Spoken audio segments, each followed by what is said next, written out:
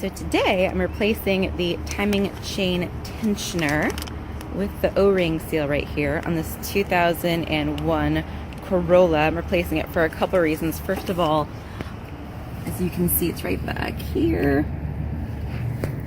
You can see it's leaking pretty bad. It's a lot of fresh oil dripping right beneath it. So the seal has to be replaced. And also I'm getting a lot of chain noise. Now, because of the miles on this engine, there is a chance that the chain has stretched. Hopefully that's not the case, but I'm going to start with doing an oil change, replacing the tensioner assembly and the seal, and seeing if that makes a difference. If not, I'm gonna have to recommend that I remove the valve cover and inspect the chain and possibly replace it. So here's how it comes from the factory. See how this little hook has been secured, and this plunger, if you were to just pull it out, pull the old one out to just replace this O-ring seal, this plunger would actually be sticking all the way out. However, this is how you would install it. So if you were to just take the old one out, you would want to push that plunger all the way in, hook it over, that little hook onto the peg there, and install it just like this. So to remove the tensioner here, I've just got two 10mm bolts. Oops, nuts rather.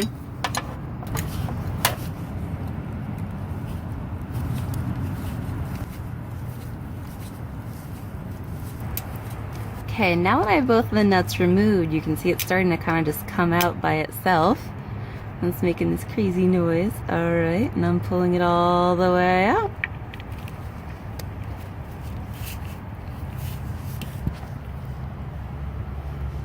So here's what the old one looks like. Okay, yeah, and that seal is just... there's like no squishiness at all left in that seal. The poor thing! And you can also see how sludged this oil is, just taking a look at it. It's pretty gnarly. So you can see here how the bolt holes are offset, so there's really no way to install it wrong unless, I don't know, there's really no way to install it wrong. So if I was just gonna replace the seal and not replace the entire thing, however, this is like 40 bucks. So unless you're super on a budget, there's really no reason not to replace the entire thing, especially on a vehicle with as many miles as this one.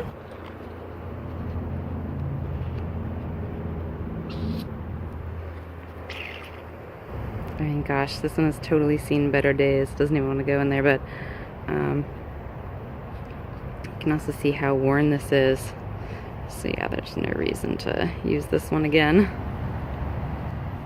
Okay, now I'm going to install my new tensioner. You can see the only thing that I used to lubricate that O-ring was new engine oil.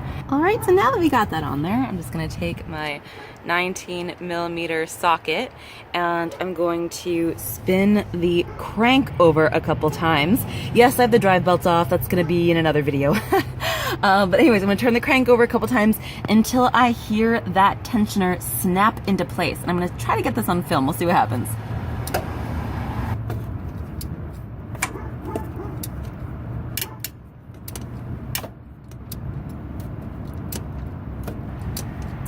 Okay, so now I'm gonna start the car. So the tensioner is right there, and we'll see how it sounds.